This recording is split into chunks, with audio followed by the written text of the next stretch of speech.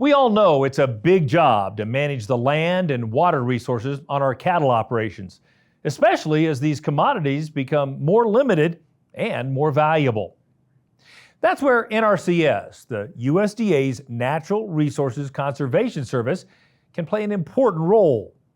NRCS offers farmers and ranchers the technical and financial assistance they need to protect and improve the resources under their care.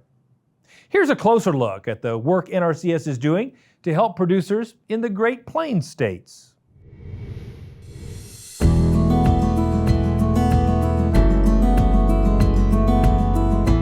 Stretching from Texas to North Dakota, the Great Plains is a critical region for U.S. beef cattle production. But the health and productivity of these lands are severely threatened by woody plant encroachment. To fight back, ranchers are partnering through an NRCS initiative called Working Lands for Wildlife and a multi-state effort called the Great Plains Grassland Initiative, or GPGI. I had the opportunity to serve on an advisory committee for the Great Plains Grassland Initiative.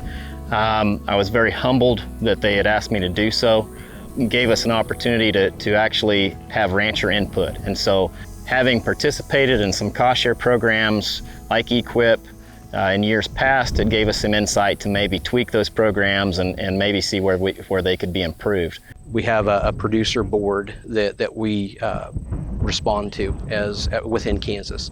And that producer board has been alongside us from the get-go. They're actually probably one of the driving forces for us being successful in Kansas. And so for that ranching community, along with our partners, to step up and say grasslands are important and we have threats and we need to address them. That's probably what makes me the most proud.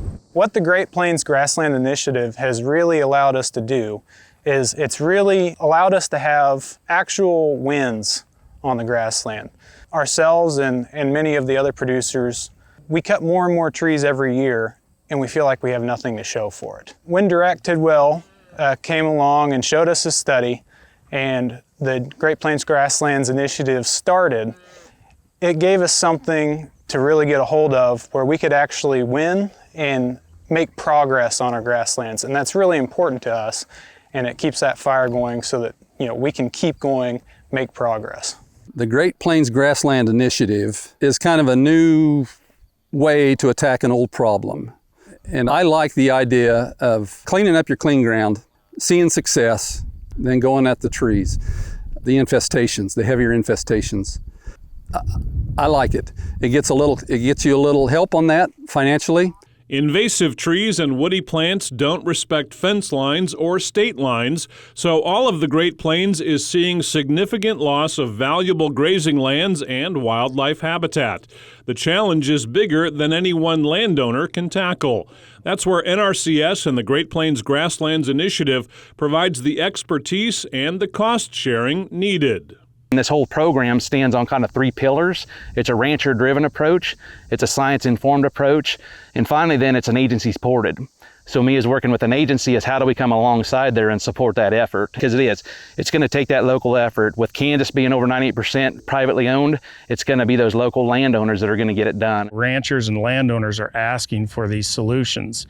And so NRCS, we're just a technical agency that fits the need of being able to be in there and provide some technical assistance early on to groups as they're starting to implement the solutions that these scientists bring forth. But then also we can come behind and come alongside landowners and other partners and supplement other sources of funding to help landowners offset the cost of doing these practices and given them the incentive to do something they might not have got onto otherwise. There is no boundaries. It's one big prairie, and being able to work together. Been trying to work from the outside in for so long, and we're just not getting anywhere. And this new idea with this new science has really shown all of us that we're going to work from the inside out, and we're having just better progress in getting rid of the cedar trees and just all the woody species. And with having that intact prairie, we're just expanding that wildlife habitat, the better grazing distributions for our ranchers, and it's just a win-win all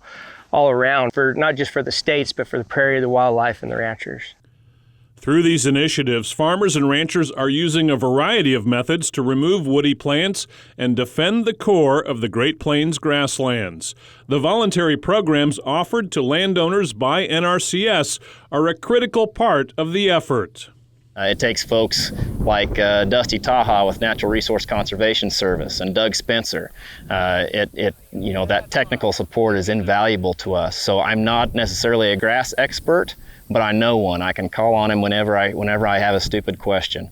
I'm not a water systems expert, but I know a guy that is. I can call on him if I have questions. It takes everybody working together. It's a collaborative effort. And the boots on the ground management is what I provide, what I bring to the table. There's a lot of help available, again, to get started on it.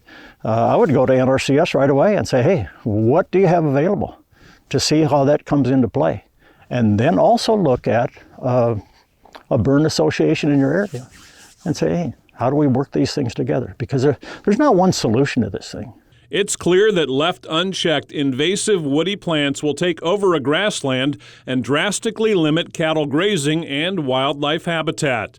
The desire to protect these grasslands for the future has motivated many ranchers to take advantage of the partnerships available through NRCS. We definitely recognize that this is a bigger threat than any one landowner or any one agency can deal with. And this is one of the reasons why NRCS is working on pulling together these summits and trying to get so many of these groups set up, these working groups and these coalitions to be able to provide resources to our landowners. Because at the end of the day, what we're really trying to do is keep our ranchers ranching.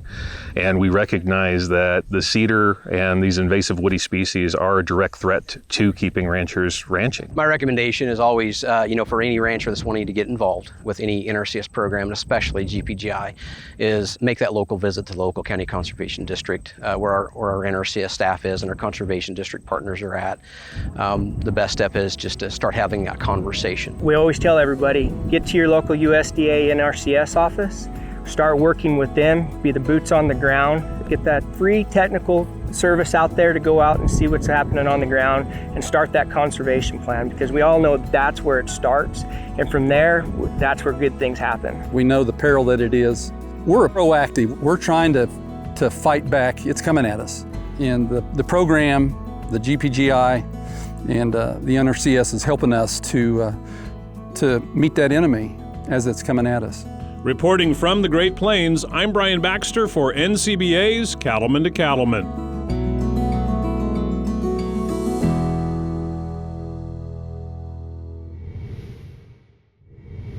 Now, if you have conservation practices you'd like to put in place on your operation, you should start by visiting with your local NRCS office about the technical and financial assistance they may be able to provide.